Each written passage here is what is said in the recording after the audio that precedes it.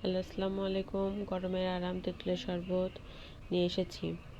তেঁতুলগুলোকে প্রথমে পানি দিয়ে ভিজিয়ে নিয়েছি, তারপর চিনি, বরফ, তেঁতুলের পাল্প, ভাজা জিরা বা টালা জিরা, বিট লবণ, লবণ, সাদা লবণও অ্যাড করবেন। এখানে পাল্প নিয়েছি, পাল্পের মধ্যে আমি এর মধ্যে লেবুর রসগুলো চিপে নিচ্ছি। একটা লেবুর রস, আপনারা বেশি পরিমাণে পাল্প নিলে বেশি পরিমাণে লেবু অ্যাড করবেন।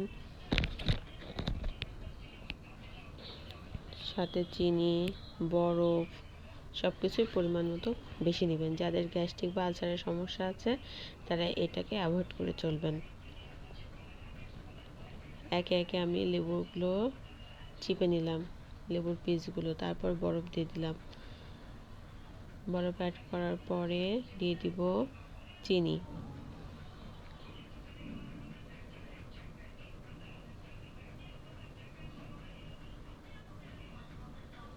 3 টেবিল চামচ চিনি এবং সাদা লবণ,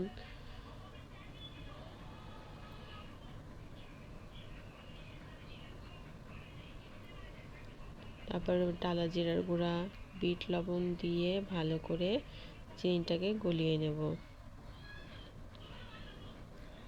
তারপর এই দেখুন কি সুন্দর একটা শরবত তৈরি হয়ে গিয়েছে। আপনারা রৌদ্র থেকে এসে বা বাইরে থেকে এসে 1 কাপ করে খাবেন বা 1 গ্লাস করে খেয়ে নিলে শরীর আরাম পাবেন।